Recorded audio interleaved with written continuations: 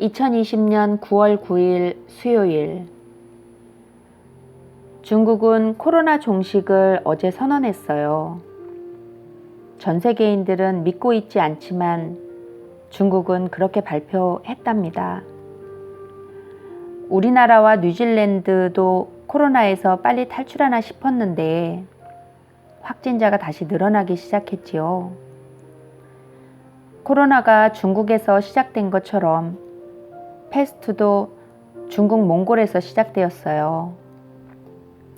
죽은 지 몸속에 사는 벼룩으로 인해 전염되는 것이 패스트인데, 그 패스트가 창궐하던 당시도 전염병이 종식되나 싶었다가 또다시 확산되는 상황이 반복해서 일어났다 합니다. 소설이지만 참으로 실화 같은 소설입니다. 읽어보겠습니다. 패스트, 알베르 카미 지음.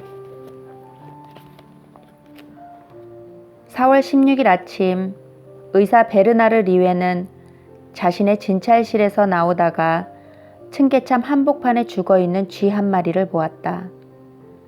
그는 즉각 아무 생각 없이 그 쥐를 치워버린 다음 층계를 내려왔다.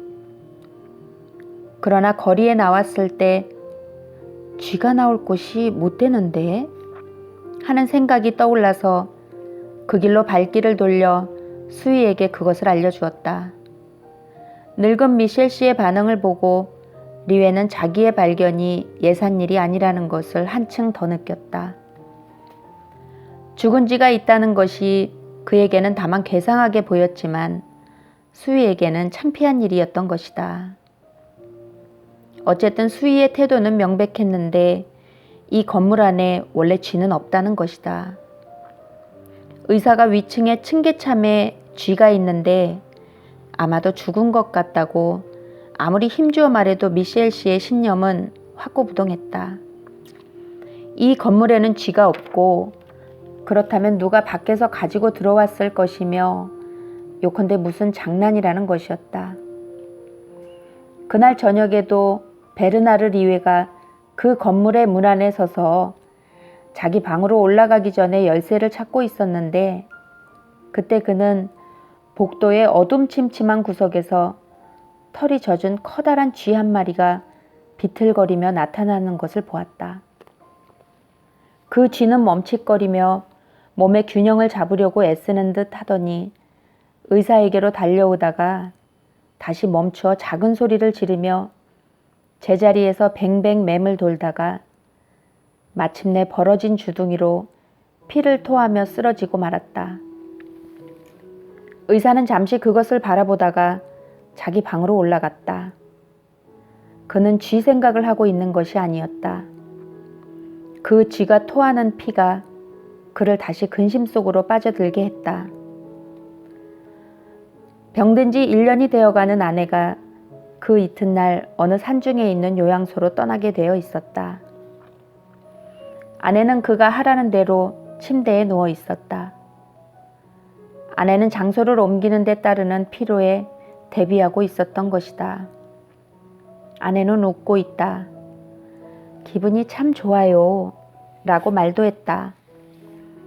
의사는 침대 머리 등잔불 빛을 받으며 자기 쪽으로 향하고 있는 아내의 얼굴을 바라보았다.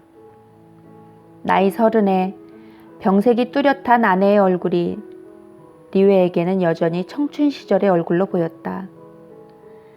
아마 딴 것을 전부 지워버리는 그 웃음 때문일지도 모른다.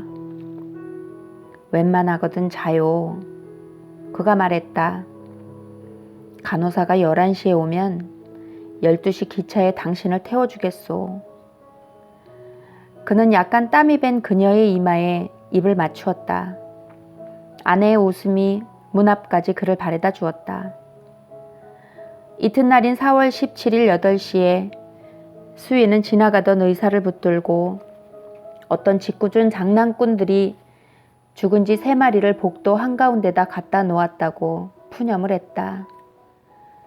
쥐들이 피투성이인 것으로 보아 틀림없이 큰 쥐덫으로 잡은 모양이라며 수희는 쥐의 발목을 붙잡고 얼마 동안 문지방에 서서 범인들이 필시 빈정거리러 나타나지는 않을까 하고 기다리고 있었다. 아, 그놈들 하고 미셸 씨가 말했다. 놈들을 기어코 잡아야지. 불안해진 리에는 그의 환자들 가운데 제일 가난한 사람들이 사는 시 변두리 지구부터 회진을 시작했다. 그 지구에서는 쓰레기 수거가 훨씬 늦게야 실시되는 까닭에 먼지투성이인 그 동네의 고든길을 따라서 굴러가고 있는 자동차는 인도가에다 내놓은 오물통들을 스칠 듯이 지나갔다. 이렇게 천천히 달리던 어느 거리에서 의사는 푸성기에 우거지며 더러운 걸레 조각 위에 팽개쳐진 쥐를 12마리나 보았다. 그가 제일 먼저 찾아간 환자는 거리에 면한 침실 겸 식당으로 쓰는 방에 누워 있었다. 그는 무뚝뚝한 표정에 볼이 움푹 팬 늙은 스페인 사람이었다. 그는 이불 위에 완두콩이 가득 담긴 냄비를 앞에 놓고 있었다. 의사가 들어갔을 때 침대에서 반쯤 일어나 늙은 해수병자의 그렁그렁하는 숨결을 다시 진정시켜 보려고 몸을 뒤로 젖히며 애를 쓰고 있었다. 그의 아내가 세숫대야를 가지러 왔다. 한대 선생님, 그놈들이 나오는데 보셨어요? 주사를 놓는 동안 그가 말했다. 정말이에요. 이웃집에서는 3마리나 쓸어냈대요. 그의 아내가 말했다. 노인은 두 손을 비비면서 말했다. 나오겠지. 쓰레기통마다 보이거든. 배가 고파서 그럴 겝니다. 리웨가 온 동네에서 쥐 이야기를 하고 있다는 것을 확인하는 데는 별로 힘들지 않았다. 회진을 마치고 그는 집으로 돌아왔다. 선생님께 전보가 왔습니다. 저 위에 갖다 놓았습죠. 미셸 씨가 말했다. 의사는 혹시 또 쥐를 보았느냐고 물었다. 아니요, 천만에요. 수희가 말했다. 내가 지키고 있단 말씀이에요. 그러니 그놈들이 감히 못 가져옵니다. 전보는 그의 목소리가 그 이튿날 오신다는 소식을 알리는 것이었다. 어머니가 병으로 집을 비우는 동안 자기 아들의 집안일을 돌보러 오기로 되어 있었다. 의사가 자기 집 방으로 들어갔을 때 간호사는 이미 와 있었다. 리웨는 자기 아내가 일어나서 옷을 갈아입고 분까지 바르고 있는 것을 보았다. 그는 아내에게 웃어 보였다. 좋아 하고 그가 말했다. 참 좋아. 잠시 후에 그는 역에서 침대차에 아내의 자리를 잡아주었다. 아내는 착간을 둘러보았다. 우리 형 표현으론 너무 비싸지 않아요? 쓸 때는 써야지. 리웨가 말했다. 쥐 이야기는 대체 뭐예요? 나도 모르겠어. 심상치 않은 일이긴 하지만 이럭저럭 지나가겠지. 그러고는 빠른 어조로 좀 더 잘 돌봤어야 했는데 용서하라고 말하고 너무나 소홀히 했다는 말을 하는 것이었다. 그녀는 아무 말 말라는 듯이 고개를 저었다. 그러나 리웨는 덧붙여 말했다. 당신이 다시 돌아올 때는 모든 것이 잘 되어갈 거요. 그때는 새 출발을 하는 거야. 잠시 후에 그녀는 남편에게 등을 돌리고 유리창 밖을 내다보았다. 플랫폼에서는 사람들이 급히 서두르느라 서로 부딪히고 야단들이었다. 칙칙거리는 기관차의 소리가 그들의 귀에까지 들려왔다. 리웨는 아내의 이름을 불렀다. 아내가 돌아보았을 때 그는 아내의 얼굴이 눈물에 젖은 것을 보았다. 그러면 못 써요. 그가 부드럽게 말했다. 눈물 젖은 얼굴에 다소 찡그린 듯한 웃음이 다시 떠올랐다. 아내는 한숨을 깊이 쉬었다. 자, 가봐요. 모든 일이 잘 될 테지. 그는 아내를 껴안아주고 플랫폼으로 내려섰다. 유리창 너머로 웃고 있는 아내의 얼굴만이 보였다. 제발 몸조리 잘해요. 그가 말했다. 그러나 아내에게는 들리지 않았다. 리웨는 출구 근처의 플랫폼에서 어린 아들의 손을 잡고 걸어오는 예심판사 오통 씨와 마주쳤다. 의사는 그에게 여행을 가느냐고 물어보았다. 키가 후리후리하게 크고 머리카락이 검은 오통 씨는 어떻게 보면 예전의 사교계 인사 비슷하고 또 어떻게 보면 장의사의 일꾼 비슷했는데 상냥한 목소리로 짧게 대답했다. 본가에 문안드리러 갔던 아내를 기다립니다. 기관차가 기적을 울렸다. 아, 저 쥐들이... 판사가 말했다. 리웨는 기차 쪽으로 발을 옮겼다가 다시 출구 쪽으로 돌아섰다. 네, 아무 일 없겠죠. 그의 기억에 남아있는 그때의 상황은 단지 죽은 쥐가 가득 찬 괴짝 하나를 겨드랑이에 낀 영무원이 지나간 사실뿐이었다. 바로 그날 오후에 리웨가 진찰을 시작할 무렵 어떤 사람이 그를 찾아왔는데 그는 신문기자이며 아침에 한번 다녀갔다고 했다.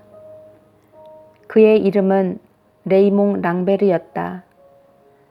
키는 작달막하고 어깨는 옹골차며 결단성 있게 생긴 얼굴에 눈이 맑고 슬기로운 랑베르는 간편한 스타일의 옷을 입고 있었는데 생활도 여유가 있어 보였다. 그는 대뜸 본론으로 들어갔다.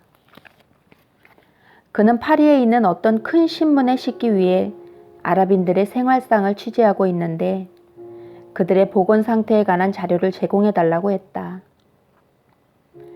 리웨는 보건 상태가 좋지 않다고 말해 주었다. 그러나 자신은 더 깊이 들어가기 전에 신문 기자란 진실을 보도할 수 있는가라는가를 알고 싶다고 말했다. 물론입니다. 라고 랑베르는 대답했다. 내 말은 당신네들이 과연 철저히 고발을 할 수 있는가 말입니다. 철저하게는 못합니다.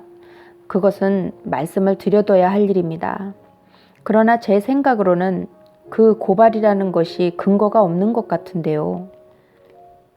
리웨는 부드러운 어조로 사실 그런 고발이란 근거가 없는 것이겠으나 그런 질문을 함으로써 랑베르의 증언이 기탄 없는 것인지 아닌지를 알고자 했을 뿐이라고 말했다.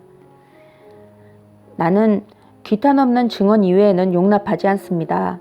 나는 당신의 증언을 위해서 기사거리를 제공할 수 없습니다. 그야말로 냉혈 정치가 생지스트 같은 말투군요. 신문기자가 웃으며 말했다. 리웨는 언성도 높이지 않고 그런 것은 잘 모르겠으나 자기의 말은 자신이 살고 있는 세상에 진저리가 나 있으면서도 인류에 대한 관심은 가지고 있으며 딴에는 불의와의 타협을 거부하기로 결심한 사나이의 말이라고 말했다. 무슨 말씀인지 알아들었습니다. 마침내 일어서며 그가 말했다. 의사는 그를 문까지 배웅하면서 말했다. 그렇게 생각해 주니 감사합니다. 랑베르는 약이 오른 모양이었다. 네, 알겠습니다. 폐를 끼쳐서 죄송합니다.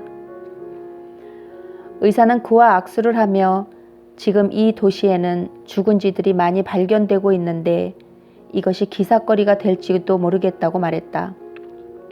아, 그래요? 그거 재밌겠는데요? 랑베르가 외쳤다. 의사는 오후 5시에 다시 왕진을 가리고 밖으로 나가는 길에 계단에서 아직 젊고 육중한 덩치에 얼굴 혈색이 좋고 우락부락하게 생긴 굵은 눈썹이 수북이 난 어떤 남자 곁을 지나갔다. 리웨는 그 남자를 가끔 그 건물의 맨 꼭대기층에 살고 있는 스페인 무용가들의 집에서 만난 적이 있었다. 장타루는 연신 담배를 빨면서 자기 발밑에 층계에서 죽어가고 있는 쥐 한 마리에 마지막 경련을 들여다보고 있었다. 그는 흐리멍텅한 눈을 치뜨고 침착한 눈길로 의사에게 인사를 하고는 이 쥐들의 출현은 좀 희귀한 일이라고 덧붙여 말했다. 그렇죠. 그러나 결국은 난처해질 겁니다. 어떤 의미에서, 선생님, 어떤 의미에서 그렇다는 것입니까? 우리는 이런 일을 난생 처음 봅니다. 그뿐이죠. 그러나 나는 좀 흥미있는 일이라고 봅니다. 그럼요. 아주 흥미있습니다. 타루는 손을 들어서 머리칼을 뒤로 쓸어 넘기고는 이제는 움직이지 않는 쥐를 보다가 리웨에게 웃음을 지었다. 그러나 선생님, 결국 이런 것은 특히 수위가 걱정할 일이지요. 바로 그때 의사는 아파트 앞 현관벽에 등을 기대고 서 있는 수위를 발견했는데 여느 때는 벌겋던 얼굴이 피로에 지쳐 있었다. 네, 압니다. 이제는 2마리, 3마리씩 나타나는군요. 그러나 다른 집들도 마찬가지지요. 또 나타났다고 눈짓으로 말하는 리웨에게 미셀 씨가 말했다. 그는 기운이 없고 근심스러운 눈치였다. 그는 기계적인 동작으로 목덜미를 비볐다. 리웨가 그에게 몸은 괜찮으냐고 물어보았다. 수위는 물론 좋지 않다고 말할 수는 없었다. 다만 여느 때 같지는 않았다. 내심 속을 태운 탓인 것 같았다. 그 쥐라는 놈들이 그에게 타격을 주었을 테고 그 놈들만 없어지면 모든 일이 나아질 것처럼 생각되었다. 그러나 이튿날인 4월 18일 아침 역에 나가 어머니를 모시고 돌아온 리에는 미셀 씨의 얼굴이 더욱 수척해진 것을 보았다. 지하실에서부터 고미다락에 이르기까지 계단에는 연암은 마리의 쥐들이 흩어져 있었다. 집집마다 오물통은 쥐로 가득 찼다. 의사의 어머니는 그런 말을 듣고도 놀라지 않고 그런 일도 있지 라고 말했다. 그녀는 눈이 까맣고 부드러운 키 작은 은발의 부인이었다. 너를 보니 반갑구나, 베르나르. 쥐쯤이야 아랑곳할 게 있느냐 라고 어머니는 말했다. 그는 시인했다. 아닌 게 아니라 어머니하고라면 모든 것이 수월할 듯 싶었다. 그래도 리웨는 시청에 서해 대책과에 전화를 걸었다. 그곳 과장인 메르시에를 그는 알고 있었다. 과장에게 수많은 쥐들이 바깥으로 나와서 죽는다는 이야기를 들었느냐고 물었다. 과장은 들었을 뿐만 아니라 부두에서 멀지 않은 곳에 있는 자기 청사에서만도 50여 마리나 쓸어냈다고 했다. 그러면서도 그는 과연 이 사실이 중대한 문제인지 판단을 못 내리고 있었다. 리웨도 그러한 판단은 내릴 수가 없었으나 아무래도 서해 대책가에서 나서야 할 문제라고 얘기를 했다. 그렇고 말고 메르시에가 말했다.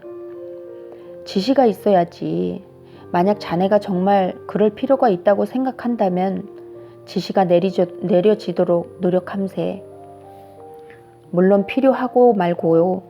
리에가 말했다.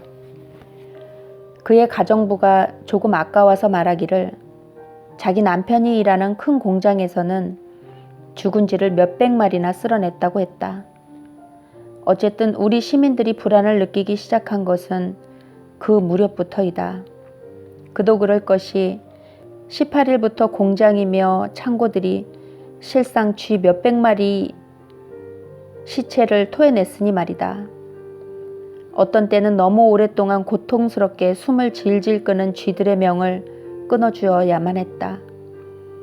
그런데도 변두리 지대부터 도심지까지 리웨가 지나다니는 곳마다 또 우리 시민들이 모여있는 곳마다 쥐들이 오물통이나 도랑 속에서 길게 열을 짓고 기다리고 있는 판이었다. 석간신문은 그날부터 이 사건을 도맡아 과연 시청에서는 행동을 개시할 용의가 있는가 없는가, 또 이 구역질 나는 치매로부터 시민의 안전을 보장하기 위해서 어떠한 긴급 대책을 가지고 있는가를 추궁했다. 시로서는 아무런 계획이나 대책도 없었지만 그 문제를 토의하기 위해 회의를 열기로 했다. 매일 아침 일찍 죽은 쥐를 모으라는 지시가 서해 대책과에서 내려왔다. 수집한 쥐는 서해 대책가에 차 2대가 소각장으로 운반에다가 태워버리기로 했다. 그러나 며칠이 지나도 사태는 악화되기만 했다. 쥐들은 갈수록 더 많이 죽어갔고 매일 아침 수거되는 양은 더 많아졌다. 나흘째 되는 날부터 쥐들은 떼를 지어 거리에 나와 죽었다. 집의 구석진 곳이나 지하실, 창고, 수채구멍 등에서 쥐들은 휘청거리면서 줄지어 올라와 빛을 보고 비틀거리며 제자리에서 매물 돌다가 사람들 곁에 와서 죽어버렸다. 밤에는 복도나 골목길에서 최후의 발악을 하는 작은 소리가 역력하게 들리곤 했다. 아침마다 변두리 지구에서는 뾰족한 콧중배기에 덕지덕지 피를 묻히고 어떤 놈은 퉁퉁 부어서 썩어가고 어떤 놈은 빳빳이 굳은 몸에 아직도 수염 많은 꼿꼿한 채로 개천에까지 질비하게 낮아빠져 있었다. 시내에서조차도 층계참이나 앞마당에서 무리를 지어 발견됐다. 그것들은 또 시청의 홀에서, 학교의 체육관에서, 때로는 카페의 테라스에서 딴 놈들과 떨어져 혼자 죽어 있기도 했다. 시민들은 가장 번화한 장소에서까지 그것들을 발견하고는 질색하곤 했다. 열병광장이며 한길이며 바닷가의 산책길마저도 쥐들로 덮였다. 새벽에 그 죽은 쥐들을 깨끗이 치워버렸건만 낮 동안에 다시 조금씩 보이기 시작하다가 해지기 전에 벌써 수두룩해졌다. 밤에 보도를 산책하는 사람이 죽은 지 얼마 안 된 쥐의 탄력 있는 몸뚱이를 밟는 일도 있었다. 그 광경은 마치 우리의 집이 서 있는 바로 그 땅이 속으로 곪은 고름을 짜내고 여태까지 그 내부에서 곪고 있던 응어리와 더러운 피를 내뿜고 있는 듯이 보였다. 건강한 사내의 짙은 피가 불현듯이 뒤집히기 시작한 것처럼 여태껏 그렇게도 잠잠하다가 며칠 만에 발칵 뒤집힌 이 자그마한 도시의 당황한 모습을 상상하고도 남음이 있으리라.